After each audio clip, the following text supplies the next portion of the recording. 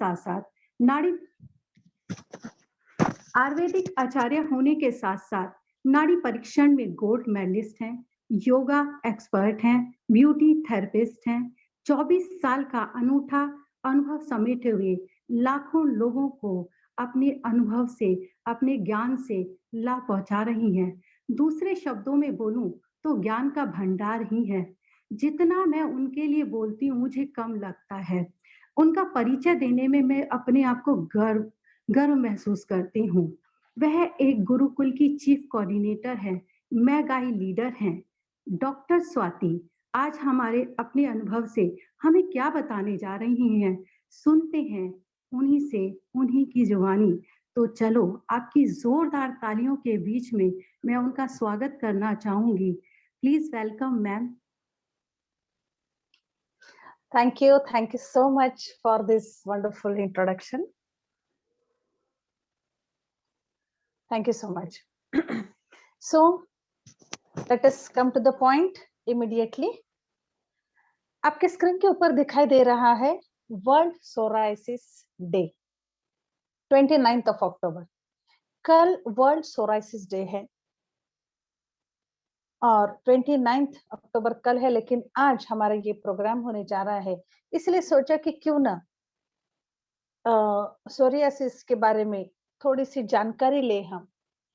पूरा अगर विश्व इसका डे मना रहा है तो डेफिनेटली ये बहुत ही भयानक या बहुत ही जल्दी फैलने वाली, जैसे अभी मैम ने बताया, ऐसी बीमारी हो सकती है।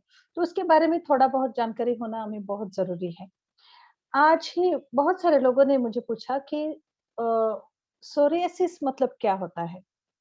तो इट इज वेरी ऑब्वियस कि आई कांट एक्सपेक्ट जो नॉन मेडिकोज है उनकी तरफ से ये एक्सपेक्ट ही नहीं है कि वो सोराइसिस के जैसे जटिल रोग के बारे में जानकारी रखे।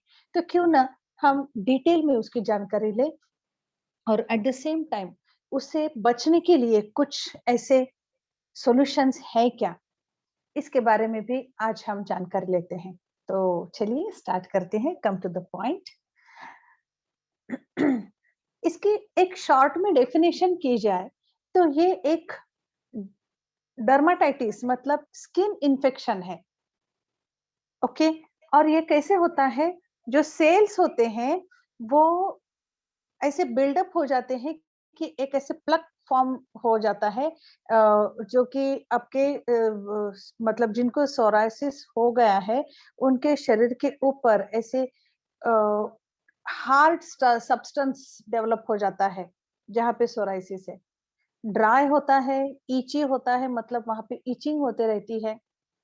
और ये जहां तक अभी स्टडी हो गई है, ऐसा कहा जाता है कि इम्यून सिस्टम का जब प्रॉब्लम क्रिएट हो जाता है तब ये इन्फेक्शन ट्रिगर हो सकता है और ये सोरियासिस का निर्माण होता है।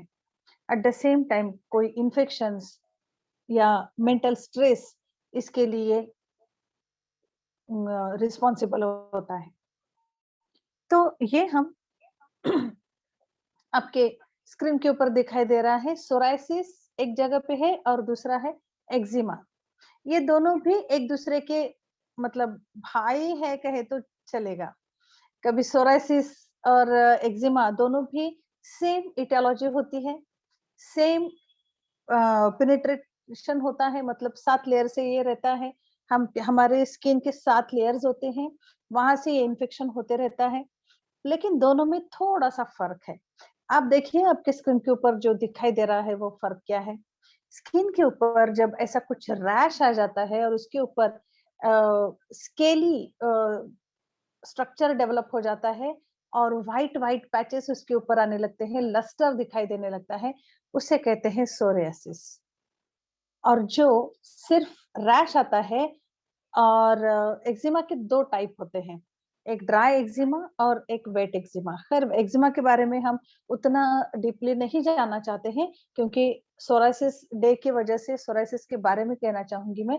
लेकिन एक्जिमा की और सोराइसिस की ट्रीटमेंट ऑलमोस्ट सेम होती है, सिर्फ इतना ही फर्क होता है कि सोराइसिस जो है वो ज्यादा इची नहीं होता है, मतलब उसमें ज़्यादा इचिंग नहीं होती है, लेकिन अपने एक्जिमा में बहुत ज़्यादा इचिंग होती रहती है। आपके स्क्रीन के ऊपर और थोड़ी-सी डिटेल में मैंने एक इमेज डाली है, वो ये कहती है कि देखिए एक्जिमा जो होता है वो ज़्यादा इंटेंस इचिंग होती है, मतलब इतनी इचिंग होती है ना, इतनी खुजली होती है, इचिंग का मतलब है खुजली, इतनी ज़्यादा होती है कि वो इंसान अपने आप को रोक नहीं सकता। और ये जो है वो हमेशा फोल्ड्स जो रहते हैं हमारे इसके बॉडी के फोल्ड्स जो रहते हैं, वहां से ये ज्यादा पनपता है। ओके, जैसे कि हमारे घुटने के पीछे जो फोल्ड होता है वहां पे, या फिर हमारा कोहनी जो होती है वो ऐसे मुड़ती है ना, तो अंदर के जगह से, तो ये उसके जनरल लोकेशंस है।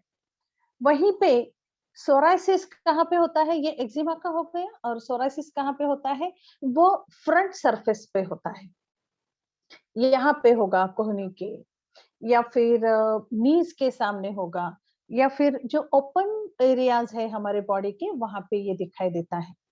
सो एक बहुत ही छोटा सा फर्क है इन दोनों में, लेकिन प्रिकॉशंस और इसके कॉजेस ऑलमोस्ट सेम होते हैं। कॉजेस क्या हो सकते हैं? फैमिली हिस्ट्री हो सकती है, ये हेरिडेटरी भी हो सकता है।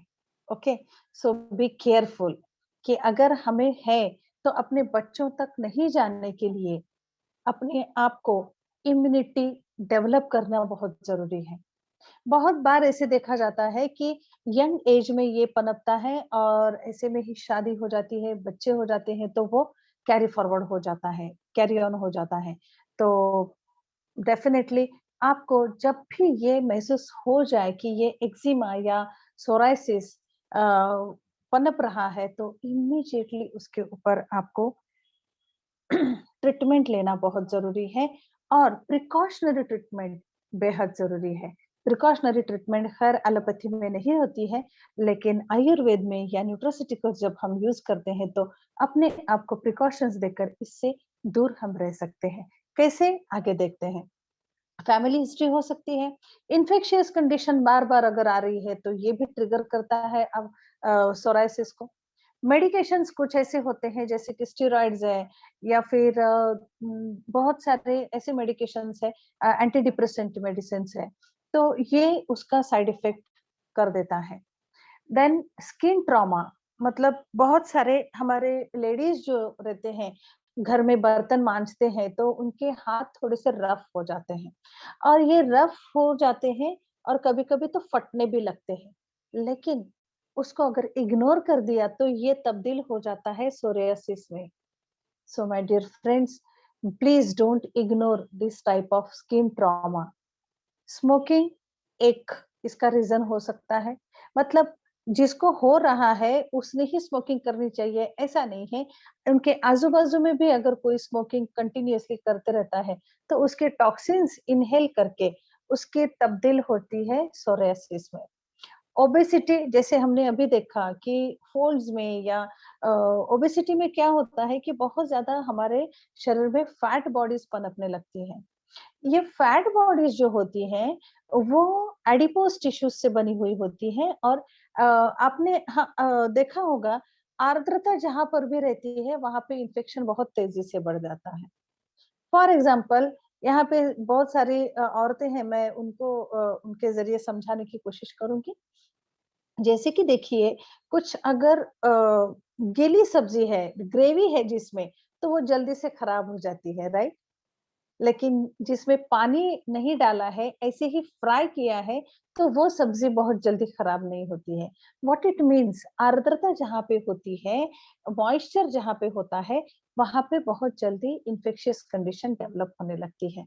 सो ओबेसिटी में वैसे ही हमारे शरीर में हमने बहुत ज्यादा मॉइस्चर डेवलप किया होता है थ्रू फैट बॉडीज, और उसी की वजह से ओबेसिटी जब भी आती है, तो ऐसे स्किन डिसीजेस वहां पे पनपना शुरू हो जाता है। So my dear friends, please, ये सिर्फ इसलिए नहीं कि आपको दिखने में स्लिम ट्रिम अच्छा लगेगा, इसलिए नहीं, तो ओबेसिटी अगर बढ़ती है तो बहुत सारे डिसीज कंडीशन को हम इन्विटेशन दे रहे हैं, इसका ध्यान रखना। इसीलिए ओबेसिटी को कम करना बेहद ज़रूरी हो जाता है। अगर इसके फैक्ट्स देखना चाहें, तो आपके स्क्रीन के ऊपर आपको दिखाई देगा more than 8 million people are affected with psoriasis.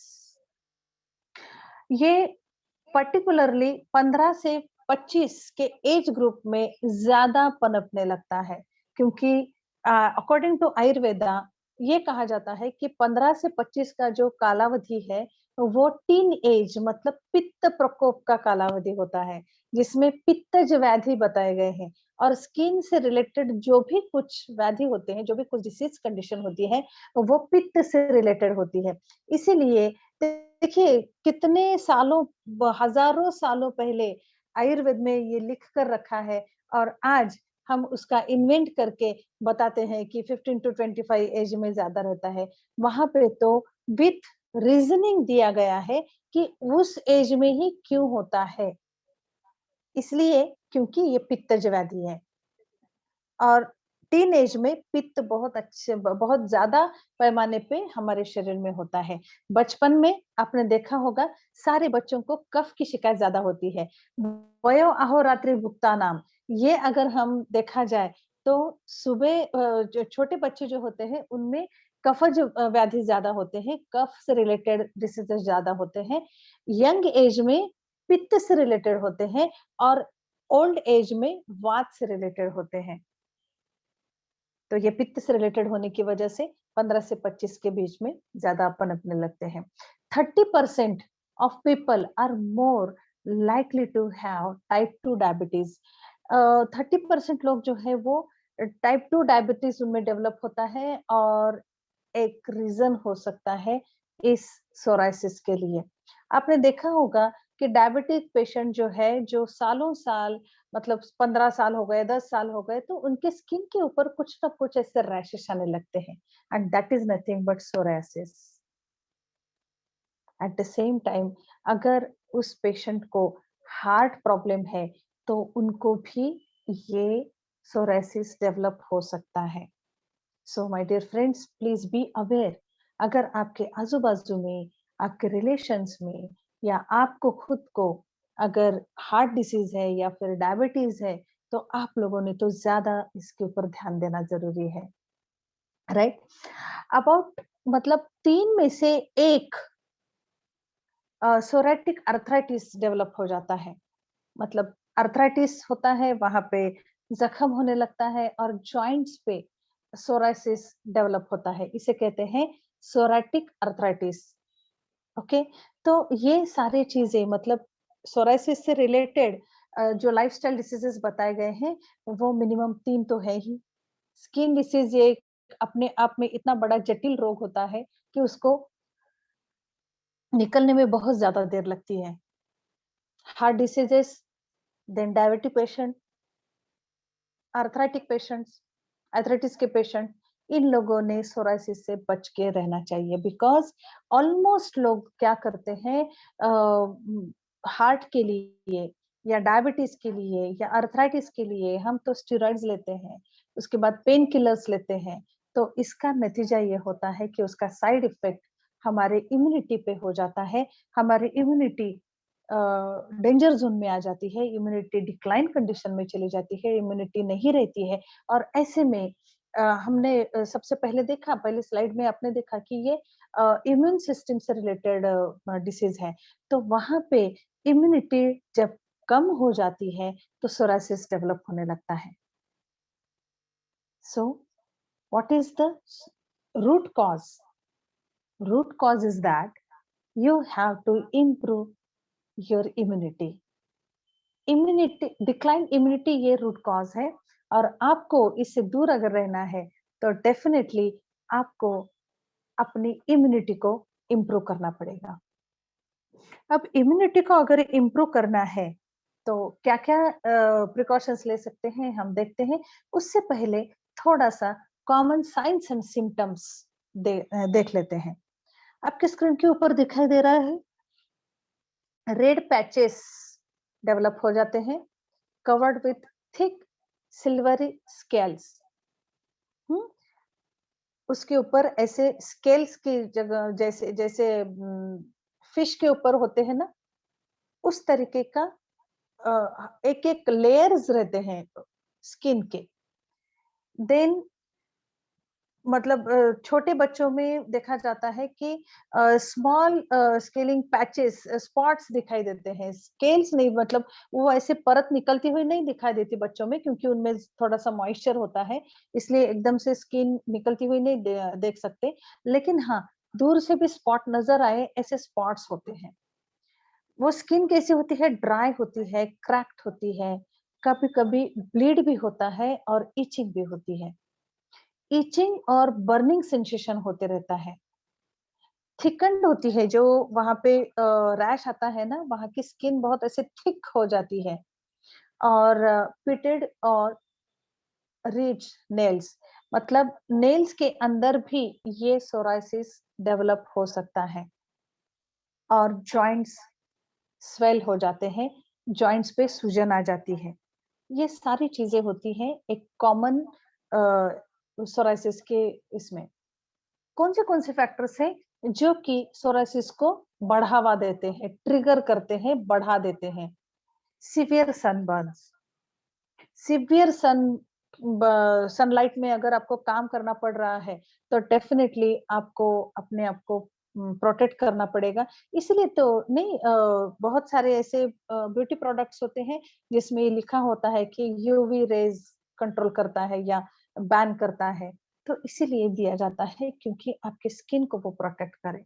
Infectious condition अगर आपके शरीर में है, तो वो भी एक सोरायसिस को बढ़ावा देता है। एक्सेसिव अल्कोहल कंजम्पशन, ये भी एक रीजन हो सकता है। देन कुछ ऐसे स्टेरॉइड्स ये अगर जाते हैं आपकी तरफ से, तो ये लीड करता है सोरायसिस को। स्किन ट्रॉमास, बार-बार आपकी स्किन फट रही है, जल रही है, कट रही है और उसको आप इग्नोर करते जा रहे हो, तो डेफिनिटली एक दिन सोरायसिस का सामना करना पड़ेगा। और मेडिकेशंस के कुछ रिएक्शंस ऐसे होते हैं कि आपकी इम्यूनिटी बिल्कुल डिक्लाइन हो जाती है और वहां पे सोरायसिस पनपने लगता है। सो माय डियर फ्रेंड्स, इसको लाइटली नहीं लेना। इसके अलग-अलग 6 टाइप्स हैं।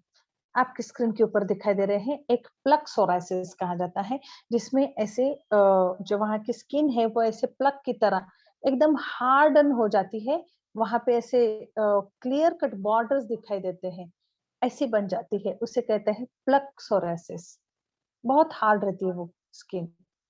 उसके बाद नेल सोरायसिस, नेल्स के अंदर ऐसे येलोइश कलर का एक येलोइश कलर की एक परत दिखाई देती है, वो भी सोरायसिस है। देन गट सोरायसिस, ये पर्टिकुलरली आपके पेट के ऊपर दिखाई देता है। इनवर्स सोरायसिस, ये जहाँ पे आपके इनर बॉडीज में कहीं पे फोल्ड्स होते हैं, पर्टिकुलरली इंटीमेट ऑर्गन्स के पास जो फोल्ड्स होते हैं, वहां पर भी ये दिखाई देता है। पोस्चर सोरायसिस जो होता है, वो आपके हील्स, मतलब आपके पैरों के नीचे के तलवे जो होते हैं, वहां पे दिखाई देता है। और इरिथ्रोडर्मिक सोरायसिस जो होता है, वो कहीं पर भी आ सकता है। मतलब ये एपिडर्मिस एकदम पहला लेयर जो होता है ना, उससे रिलेटेड होता है। तो वो ऊपर-ऊपर जहाँ पर भी चाहे वो, और बहुत जल्दी से स्प्रेड होता है ये। ये बाकी के स्प्रेड नहीं होते, प्लक नहीं स्प्रेड होता, नेल सोरायसिस स्प्रेड नहीं होता, लेकिन ये सोरायसिस स्प्रेड होता है। So my dear friends, please don't ignore this type of symptoms. जैसे ये सिम्टम्स दिखाई दे, तो इमीडिएटली आपको उसके तरफ ध्यान देना बहुत जरूरी है। अब आपके स्क्रीन के ऊपर जो आया है, इसे कहते हैं सोरायसिस। ये एक प्रॉपर पिक्चर है सोरायसिस का। ध्यान में रखिए, ये कॉन्टेजिनियस डिसीज नहीं है, इसीलिए जिसको भी हुआ है, उसको अगर हम टच करेंगे तो वो फैल जाएगा, ये दिमाग में से निकाल डालो। क्योंकि ये किसी फंगस से नहीं होता, किसी माइक्रो ऑर्गेनिज्म से नहीं होता, ये होता है आपकी इम्यूनिटी डिक्लाइन होने की वजह से। जरा सोचिए, इम्यूनिटी अच्छी रहना हमारे लिए कितना इम्पोर्टेंट है। It is largely treatable, and curable disease, ये दुरुस्त भी होता है और ट्रीट भी किया जा सकता है। It can affect the body more than the skin. ये सिर्फ स्किन को अफेक्ट नहीं करता, पूरी बॉडी को अफेक्ट करता है सोरियासिस। इसमें इची सोराइसिस जो होता है वो डिफरेंट डिफरेंट फॉर्म्स में होता है, जैसे कि हमने देखा 6 टाइप्स के। डायबिटीज और ओबेसिटी वाले पेशेंट्स को इसको थोड़ा सा ज्यादा ही ध्यान देना पड़ता है, बिकॉज यस, इसमें ऐसे पेशेंट्स में बहुत ज्यादा जल्दी वो स्प्रेड होने के चांसेस होते हैं। हमने देखा है, बहुत बार आपने सुना भी होगा कि डायबिटिक पेशेंट्स की जो ये होती है, जख्म होती है, वो जल्दी से भर नहीं जाती है ना, क्योंकि वहां पे शुगर लेवल ज्यादा बढ़ा हुआ होता है। तो इसी को ध्यान में रखते हुए अगर हमने देखा तो सोराइसिस को ज्यादा से ज्यादा मतलब रिस्की फैक्टर हो जाता है डायबिटिक पेशेंट्स, और जैसे मैंने एक्सप्लेन किया जो ओबेस्ट पेशेंट होते हैं वो। ओके, तो इस तरीके से ये हमारा सोराइसिस अपने शरीर में पनपने लगता है। जरा देखते हैं कि और क्या रीजंस हो सकते हैं। स्टेरॉइड्स अगर आप कंटिन्यूअसली ले रहे हो तो उसका असर हमारे इम्यूनिटी सिस्टम पे हो जाता है और डेफिनेटली आपको सोराइसिस का सामना करना पड़ेगा। विटामिन ए अगर डिप्रीवेट हो रहा है, बार बार कम हो रहा है आपके शरीर में से, तो भी आपकी स्किन डिफॉर्म्ड हो जाती है और आपको सोराइसिस का सामना करना पड़ता है। कुछ एंटी इंफ्लेमेटरी ड्रग्स लिए जाते हैं, उसकी वजह से भी सोराइसिस बढ़ता है। इम्यूनो सप्रेसिव ड्रग्स जो भी होते हैं वो लेने से भी ये सोराइसिस बढ़ता है, क्योंकि इम्यूनिटी कम हो रही है ना। अगर इम्यूनिटी कम हो रही है तो डेफिनेटली आपको इसका सामना करना पड़ेगा, because it is immune auto immune disease.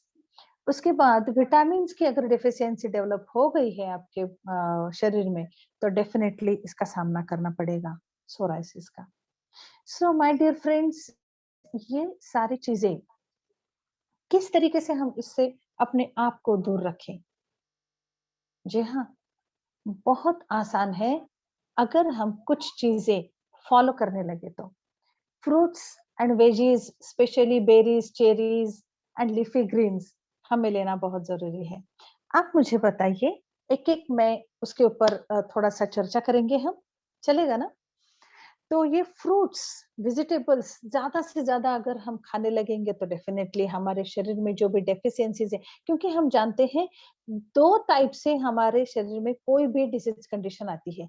एक होता है एटमॉस्फेरिक पोल्यूशन और दूसरा होता है न्यूट्रिएंट्स का न्यूट्रिएंट्स की डिफिशियंसी, है ना? तो एटमॉस्फेरिक जो पॉल्यूशन है उसको हम कुछ नहीं कर पा रहे हैं, बिकॉज ये इतने बड़े पैमाने पे बढ़ रहा है कि हम उसको कंट्रोल नहीं कर सकते। लेकिन हम अच्छे fruits, vegetables, particularly berries, cherries ऐसे खा के अपने आप को तंदुरुस्त रख सकते हैं। लेकिन आप मुझे बताइए, फ्रूट्स, वेजिटेबल्स अच्छे क्वालिटी के बेरीज, चेरीज मिल रहे हैं हमें?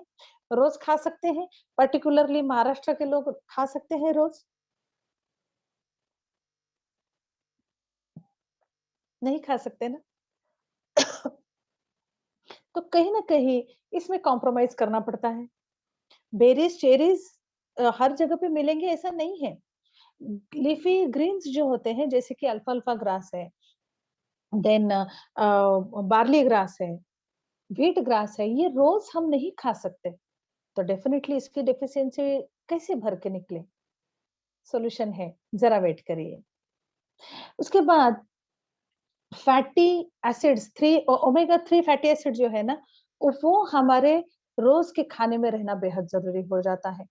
देन एंटीऑक्सीडेंट्स, अगर आप बार बार यूज कर रहे हो कंटिन्यूअसली, आपके खाने पीने में एंटीऑक्सीडेंट्स है, तो हम इस सोराइसिस से दूर रह सकते हैं। हेल्दी फैट्स लेना चाहिए, लाइक ऑलिव ऑयल या फिर सीड्स, नट्स, ये जो है ये हेल्दी फैट्स लेने चाहिए। लेकिन क्या ये सारी चीजें हम हमेशा कर सकते हैं? नहीं ना। डोंट वरी, हमारे पास सॉल्यूशन है। क्या है वो सॉल्यूशन? सबसे पहले हम व्हाइट टी के बारे में जानेंगे कि यहाँ पे व्हाइट टी कैसे काम करता है। हमने देखा कि व्हाइट टी जो है वो एंटीऑक्सीडेंट्स का खजाना है। और यहाँ पे हमने ये देखा कि जो ये सोरायसिस डेवलप हो रहा है, वो क्यों हो रहा है? क्योंकि हमारी इम्यूनिटी कम हो रही है। इम्यूनिटी कब कम होती है? जब न्यूट्रिशन नहीं जाता है, और दूसरा जब हमारे शरीर में बहुत ज़्यादा, हमारे शरीर में बहुत ज़्यादा टॉक्सिन्स डेवलप होते हैं, एक्युमुलेट होने लगते हैं। तो डेफिनिटली उन टॉक्सिन्स को बाहर निकालने की ज़रूरत होती है, और वो निकाल नहीं सकते हैं, तो वो टॉक्सिन्स वैसे ही एक्युमुलेट हो जाते हैं, और सोरायसिस जैसे बीमारी का सामना हमें करना पड़ता है। इसको बाजू में रखने के लिए या फिर इससे बचने के लिए हम ये व्हाइट टी का इस्तेमाल कर सकते हैं। जो लोग नए हैं उनको मैं बता दूं, ये व्हाइट टी एक एंटीऑक्सीडेंट्स का खजाना है। बैड कोलेस्ट्रॉल को ये कम कर देता है, गुड कोलेस्ट्रॉल को बढ़ा देता है, बोन डेंसिटी का ख्याल रखता है, आपके स्किन से लेकर आपके हेयर्स तक हर चीज का ख्याल रखता है। मैंने अभी कहा स्किन से लेकर, तो स्किन को एनहांस करने की भी ताकत इस व्हाइट टी में है। ये व्हाइट टी हर एक के घर में होना बेहद जरूरी है। कहाँ पे मिलता है, कैसे मिलता है, आपको जिन्होंने इनवाइट किया है वो आप तक ये पहुंचा देंगे। एंटीऑक्सीडेंट जूस, इसमें सारे, अभी हमने देखा कि क्या लेने से हम इससे सोरायसिस से फाइट कर सकते हैं। बेरीज, और इसमें ऑल टाइप के बेरीज है, जैसे कि अकाई बेरी है, क्रैनबेरी है, स्ट्रॉबेरी है, सारे ब्लूबेरी है, सारे टाइप के बेरीज है। एंटीऑक्सीडेंट्स का ये खजाना है 12-13, जो हमारे बहुत ही एंटीऑक्सीडेंट में माहिर समझने वाले जो हमारे फ्रूट्स है, उसका एक्सट्रैक्ट यहाँ पे डाला गया है, उसका जूस यहाँ पे डाला गया है, और एक बेहतरीन एंटीऑक्सीडेंट्स आपके सामने तैयार है। और इस एंटीऑक्सीडेंट को अगर आप लेते हो तो डेफिनेटली आपकी इम्यूनिटी बहुत अच्छी रहेगी। अभी हमने देखा कि ये जो सोरायसिस है उसके लिए अच्छा खान-पान होना ज़रूरी है, जैसे कि फ्रूट्स ले लो, वेजिटेबल्स ले लो, but I am sorry to say ये सारी चीज़ें हम नहीं ले पा रहे हैं। ले भी रहे हैं तो सिर्फ अ, फ्रूट्स एंड वेजिटेबल्स के गुडनेसेस नहीं जा रहे हैं, तो उसके साथ फर्टिलाइजर्स, देन जो पेस्टिसाइड्स होते हैं, उसके साइड इफेक्ट्स भी हमारे शरीर में जा रहे हैं। इसका मतलब क्या है? हम हाफ ट्रीटमेंट कर रहे हैं। हमें न्यूट्रिशन नहीं मिल रहा है टोटली। उसके साथ कुछ न कुछ केमिकल्स हमारे शरीर में जा रहे हैं, जो कि लीड करते हैं स्किन डिसीजेस को, एलर्जीज को, या टॉक्सिन्स अक्युमुलेशन को। तो वो अगर आपको उसको दूर रखना है, तो definitely I will suggest Nutriveg, Nutrigreen and Nutrifruto, जो कि बेहतरीन तरीके से हमारा एक न्यूट्रिशनल प्लान हो सकता है। ओके, सो सिर्फ अच्छा खान-पान लेने से होगा क्या? नहीं, वहाँ पे इन्फेक्शियस कंडीशन है ना, तो वहाँ पे हमें ब्लैक क्यूमीन और C98 कुरकुमिन जैसे एंटी इन्फ्लेमेटरी न्यूट्रास्यूटिकल्स भी लेना बेहद ज़रूरी हो जाता है। ये एंटी इन्फ्लेमेटरी है, एट द सेम टाइम वासोडायलेटर्स है, थर्मोजेसिक प्रॉपर्टी होने की वजह से जो कुछ भी स्किन के ऊपर हो रहा है, उसको उस थर्मोजेसिक प्रॉपर्टी से कम करने की इसमें क्षमता है। एंटी इन्फ्लेमेटरी है, एंटीसेप्टिक है, ये दोनों भी चीज़ें आप अल्टरनेट या फिर according to necessity black cumin और कुरकुमिन सोरायसिस के पेशेंट्स को दे सकते हैं। नाइस नाइट यहाँ पे इसलिए ज़रूरी है क्योंकि सोरायसिस का एक बहुत इम्पोर्टेंट रीज़न क्या है पता है? कॉज़ क्या है पता है? जी हाँ, स्ट्रेस। स्ट्रेस लेवल जब बढ़ जाता है, कंटिन्यूअस अगर एक इंसान स्ट्रेस में रह रहा है, तो उनको स्किन प्रॉब्लम डेवलप हो जाते हैं। और स्किन प्रॉब्लम तब्दील कब होता है सोरायसिस में हमें पता भी नहीं चलता। ओके, तो नाइस नाइट ये एक बेहतरीन रोल प्ले करता है। आपकी अगर नींद अच्छी हो जाती है, तो कई रोगों से फाइट आउट करने की क्षमता आप में आ जाती है। एट द सेम टाइम इसमें जटामांसी डाला गया है, और जटामांसी जो है वो आपके ब्रेन को बहुत सही तरीके से पोषण देती है। इसमें मेलाटोनिन है, मैग्नीशियम है और ये जो जटामांसी बताया मैंने, वो हमारे ब्रेन में एक हार्मोन होता है, उसको रेगुलेट करने में बहुत अच्छे से काम आता है। सो माय डियर फ्रेंड्स, ये सारी चीज़ें हो गई इंटरनली लेने के लिए। और हमने देखा कि हमारे स्किन पे जो भी कुछ हम लगा रहे हैं, उसका भी साइड इफ़ेक्ट हो सकता है ये सोरायसिस के लिए। तो हमारे पास कंप्लीट रेंज है skin care serum and creams की। फेयरनेस क्रीम है, देन सैफरॉन सीरम है, फुट केयर क्रीम है, नाइट मॉइस्चराइजिंग क्रीम है, एंटी एजिंग क्रीम है। ये सारे इसलिए मैं यहाँ पे बता रही हूँ क्योंकि स्किन का जो मामला है ना, वो बहुत ही सेंसिटिव होता है। और आप अभी घर जाके मतलब अभी तो आप घर से ही ये देख रहे हो, अपने-अपने कॉस्मेटिक्स एक बार चेक करना। वहाँ पे पैराबेन अगर लिखा हुआ है, तो definitely it leads to skin disorders, whatever. वो एक्जिमा हो सकता है, वो सोरायसिस हो सकता है या फिर वो कैंसर भी हो सकता है। क्योंकि स्किन एक ऐसा ज़रिया है जिसमें से एब्सॉर्प्शन बहुत जल्दी और फास्ट होता है। इसीलिए स्किन पे जो भी कुछ लगाओ, बहुत ही ज़्यादा प्योर फॉर्म में होना उसका ज़रूरी है। सो माय डियर फ्रेंड्स, ये टोटल ऑर्गेनिक पैराबेन फ्री ऐसे प्रोडक्ट्स मैं यहाँ पे बताने जा रही हूँ कि इसका अगर इस्तेमाल करते हो तो बहुत सही तरीके से आपको रिजल्ट मिलेंगे। वहीं पे ब्लैक क्यूमिन सोप आपको जो दिखाई दे रहा है, ब्लैक क्यूमिन सोप की वजह से मतलब कितनी भी इचिंग रहने दो, विद इन 1 टू 2 डेज़ में, 2 टू 3 डेज़ में वो इचिंग खत्म होते हुए मैंने देखा है खुद। काफ़ी सारे पेशेंट्स को दे चुकी हूँ और बहुत अच्छे इसके फैबुलस रिजल्ट्स हैं। मतलब वो जो ब्लैक पैच आने लगता है ना स्किन के ऊपर, वो भी चला जाता है, एकदम नॉर्मल स्किन हो जाती है। सो ब्लैक क्यूमिन सीड्स से जो बना हुआ सोप है, वो बेहतरीन यहाँ पे काम करता है। ये थर्मोजेसिक अगेन मैं इसके बारे में बताना चाहूँगी, थर्मोजेसिक प्रॉपर्टी है इसमें और इसके ये सीड्स यूज़ किए गए हैं, जो सीड्स का जो ऑयल होता है, वो बहुत ही सही तरीके से एंटी एक्जिमा या एंटी डर्माटाइटिस ये यूज़ किया जाता है। बहुत अच्छे रिजल्ट्स हैं इसके। अगर आपके आजू-बाजू किसी को है या खुजली होती है, वो कम ही नहीं हो रही है, कितना भी परेशान हो गया हूँ, ऐसे अगर कोई बोल रहा है, तो आप ब्लैक क्यूमिन सोप अगर देंगे ना, तो वो आपके फैन हो जाएँगे। ब्लैक क्यूमिन के तो हो ही जाएँगे, लेकिन आपके भी फैन हो सकते हैं। सो ये बहुत अच्छे से काम करेगा। गोट मिल्क सोप वहीं पे एक बेहतरीन तरीके से काम करता है और ये कैसे काम करता है, आपके स्किन में इम्यूनिटी डेवलप करके। जी हाँ, गोट मिल्क जो होता है वो इम्यूनिटी डेवलप करने के लिए बेहतरीन साबित हो चुका है। इसीलिए ये गोट मिल्क सोप अच्छा, ये गोट मिल्क सोप कब यूज़ करना है और ब्लैक क्यूमिन सोप कब यूज़ करना है, इसका भी एक स्किल होता है। जब आपकी वुंड ओपन है और तब अगर आप ब्लैक क्यूमिन यूज़ करते हो, तो वो सोरायसिस बढ़ जाएगा। जी हाँ, बढ़ जाता है। लेकिन बहुत ड्राई है लेकिन वो वुंड ओपन नहीं है, वहाँ पे आप गोट मिल्क सोप यूज़ कर सकते हो और जब वो इचिंग कंडीशन में है और तब आप ब्लैक क्यूमिन सोप यूज़ कर सकते हो।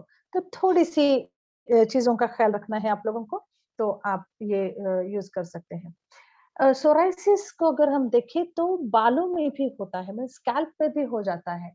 और वहीं पे अगर हम पैराबेन से युक्त अगर पैराबेन से जो भरपूर है ऐसे हेयर ऑयल्स लगा रहे हैं तो उससे फ़ायदा नहीं होगा।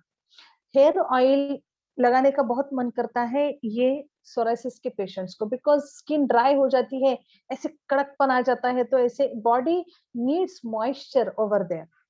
ओके सो हेयर ऑयल ऐसा यूज करना चाहिए जिसमें पैराबेन नहीं है जिसमें केमिकल्स नहीं है आपकी स्किन के ऊपर दिखाई दे रहा है जिसमें हिबिस्कस है जो मंडुकपर्णी है कोकोनट है, कोकोनट क्या करता है, हमारे शरीर में जितना भी मॉइस्चर की जरूरत है उसको रेगुलेट करता है।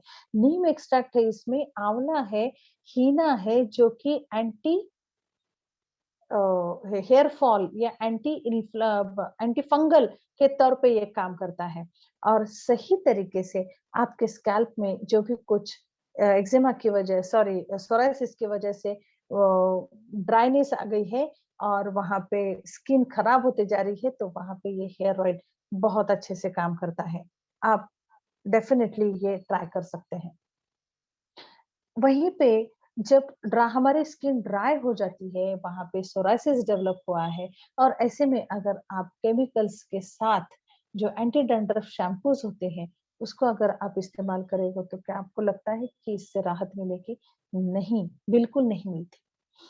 उल्टा आपका वहां वहां की स्किन जो है वो पूरी तरीके से डैमेज होने लगती है, बिकॉज ऑलरेडी वहां पे इम्यूनिटी कम है, डिफॉर्म्ड स्किन है, और वहां पे अगर आप केमिकल से भरे हुए शैम्पूज यूज कर रहे हो तो डेफिनेटली आपको उसका परिणाम भुगतना पड़ेगा। वहीं पे मैं स्ट्रांगली रिकमेंड करना चाहूंगी कि अगर आप ये तीनों भी शैम्पूज यूज करना चाहोगे तो बेहतरीन तरीके से ये काम करता है। ओके, एंटी डैंड्रफ शैम्पू है और एंटी हेयर फॉल शैम्पू है, ये इस्तेमाल कर सकते हैं। फुट केयर क्रीम, एक इसके बारे में क्या कहूँ, मतलब ये एक प्रॉपर सॉल्यूशन हो सकता है आपके सोराइसिस के लिए। एक्सटर्नल एप्लीकेशन दी बेस्ट, इससे बेस्ट कुछ है ही नहीं, सच में। ये नाइट क्रीम्स, मॉइस्चराइजर्स वगैरह इसलिए लगाने हैं क्योंकि एक्जिमा ना हो, है ना? केमिकल से एक्जिमा हो सकता है या सोराइसिस हो सकता है, लेकिन वहीं पे अगर आप ऑर्गेनिक यूज करते हैं तो वहां पे नहीं होगा। फुट केयर क्रीम कब है? जब आपको वो रैशेस दिखाई दे रहे हैं, तब आप इसको लगाना है। इसमें टी ट्री ऑयल है, नीम ऑयल है, देन सारे यलांग यलांग जोजोबा, ऐसे रशियन ऑयल्स हैं, कोकोनट ऑयल है, पाम ऑयल है। इतने सही तरीके से ये काम करता है कि काफ़ी सारे पेशेंट्स को जिनको सोराइसिस है, उनको मैंने दिया है। आप बिलीव नहीं करेंगे, 17-18 सालों से जिनको इसकी तकलीफ हो रही है, 3 से 4 दिन में ब्लैक क्यूमिन सोप और फुट केयर क्रीम के यूज़ की वजह से इचिंग पूरी बंद हो गई मैम, ये बताते हैं। So it is amazing product, okay. Then hair wash भी है। केमिकल्स से भरपूर शैम्पूज यूज करने से बेटर है आप हेयर वॉश यूज कर दीजिए, ताकि प्रॉपर तरीके से हम उससे दूर रह सकते हैं। Last but not the least, हमने देखा कि सोराइसिस क्यों बढ़ता है? मेंटल स्ट्रेस की वजह से। मेंटल स्ट्रेस को दूर करने के लिए ये सारी चीजें आप कर सकते हैं, एक्सरसाइज कर सकते हैं, मेडिटेशन कर सकते हैं, एक प्लीजेंट म्यूजिक सुन सकते हैं। हमें लगता है कि यार ये सुनने से थोड़ी ना मेरे टेंशन्स कम हो जाएंगे। नहीं, टेंशन्स कम नहीं होंगे, लेकिन हाँ, उसको फाइट आउट करने की ताकत जरूर आ जाती है, क्योंकि हमारा माइंड थोड़ी देर के लिए रिलैक्स होता है, और जब भी रिलैक्स होता है तो एनर्जी गेन करता है, राइट? एनर्जी अगर गेन हो रही है तो आगे आने वाले हर एक टेंशन को फाइट आउट करने की कैपेसिटी आप में बढ़ने लगती है।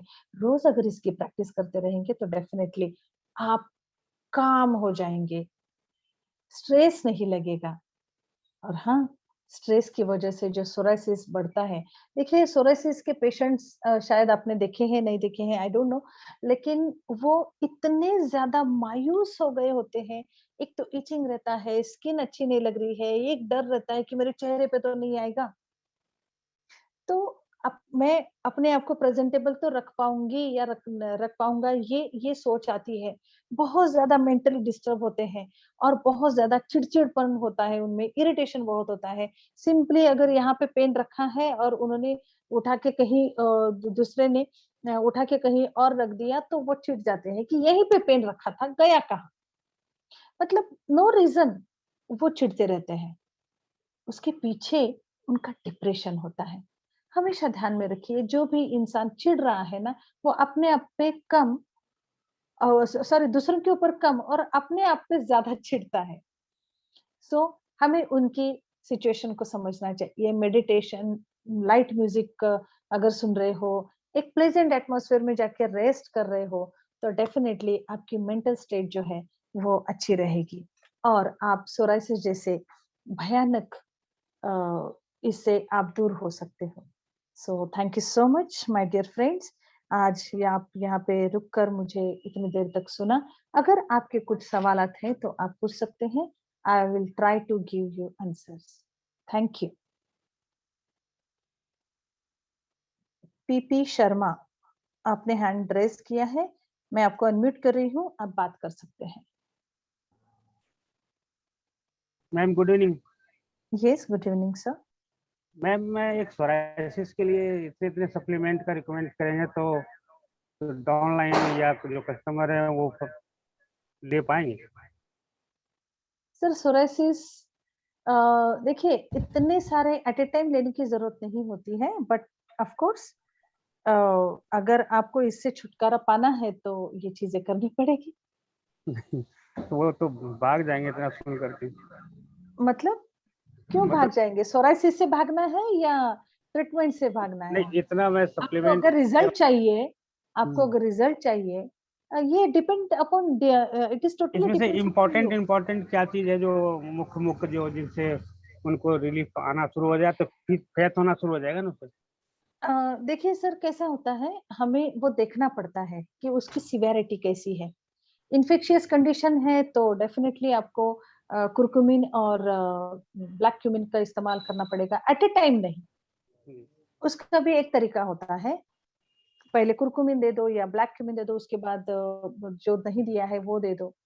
साथ ही में आप दूसरे जो मैंने रिकमेंड किए हैं वहां पे फूड जो आता है वो सेकेंड मंथ में देना चाहिए कि प्रॉपर एक बार इन्फेक्शन कंट्रोल में आ गया, फिर हम फूड पे शिफ्ट कर देते हैं पेशेंट्स को। एंटीऑक्सीडेंट के साथ में 2-3 एंटीऑक्सीडेंट जूस सबसे पहले लेना चाहिए। जी जी एंटीऑक्सीडेंट जूस है या फिर ये है व्हाइट टी है। व्हाइट टी तो खैर 7-8 महीने कंटिन्यूअसली लेना पड़ेगा जी और वो चलता भी है उतना, है ना?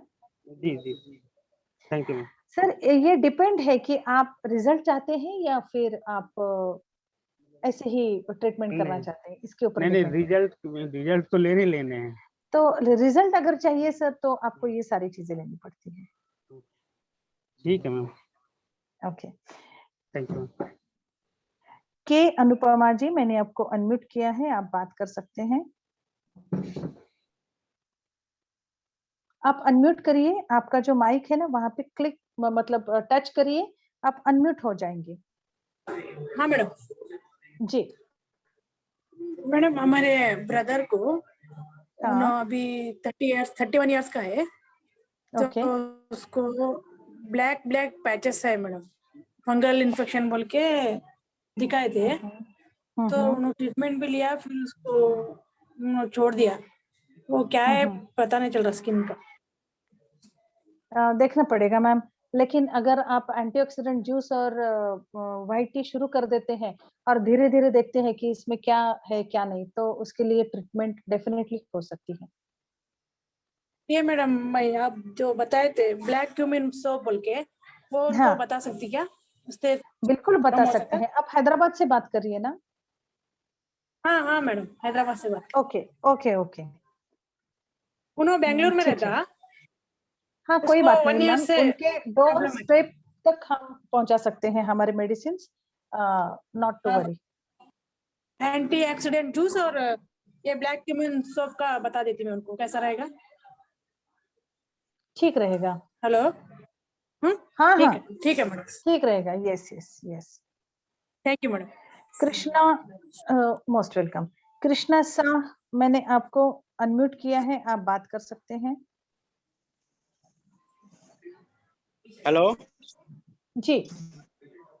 मैम, एक बात करना चाहे। हाँ बोलिए ना। घर में मेरे लड़की का है। हाँ बोलिए। घर में कि ठंडी में ना कुछ खांसी हो जाता है। ठंडी में खांसी हो जाती है तो ब्लैक क्यूमिन कैप्सूल्स दे सकते हैं सर, आप लंग्स केयर दे सकते हैं। ठीक है। ठंडी में उसका खांसी जोड़ होता है, गर्मी में ठीक रहती है। हाँ खांसी जनरली ठंडी में ही होती है, तो जी मैम। आप हाँ, तो आप ब्लैक क्यूमिन दे सकते हैं, कैप्सूल्स हैं उसके, या फिर आप लंग्स केयर भी दे सकते हैं खांसी के लिए। ठीक है। ठीक है, ओके। शब्बीर, मैंने आपको अनम्यूट किया है, आप बात कर सकते हैं।